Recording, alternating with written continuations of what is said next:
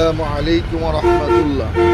প্রিয় দেশবাসী, আপনারা দেখেন এই জায়গাটার নাম হলো, দেখেন এটা হলো বেগুনবাড়ি এলাকা। এই যে বেগুনবাড়ি এলাকায় একটা এই ব্রিজ দেখা যেতেছে, পাশাপাশি এই বেগুনবাড়ি ব্রিজ থেকেই কদমতলী গোল চক্কর এবং গোল চক্কর থেকে বাবুবাজার ব্রিজ নিয়ে নয়াবাজার পর্যন্ত এমনকি তাঁতিবাজার মোড় পর্যন্ত এই জ্যামটা লেগে থাকে। এই জ্যামের মূল কারণ কি?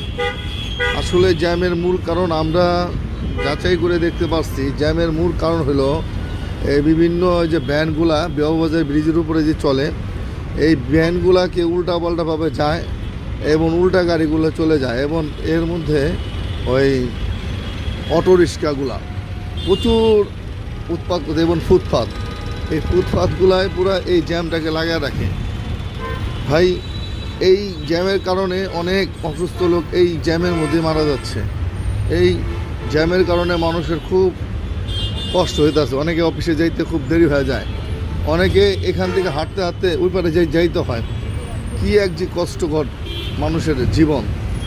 শুধু কেরানীগঞ্জবাসী নয়, বলে এই সড়কের সাথে সম্পর্ক করেছে সারা উত্তরবঙ্গের, এরকম দক্ষিণবঙ্গের যেই লোকগুলো আছে, যেরকম কুয়াকাটা, মাদারীপুর, এরকমভাবে খুলনা, যশোর, এই যে পদ্মা সেতু হয়ে যতগুলো গাড়ি এখানে আসে, বলে প্রায় গাড়িগুলো এই শর্টকাট রাস্তাতে যেতে চায়, আর যাওয়ার কারণে এরকমভাবে জ্যামের মধ্যে কষ্ট ভোগ করতে হয়।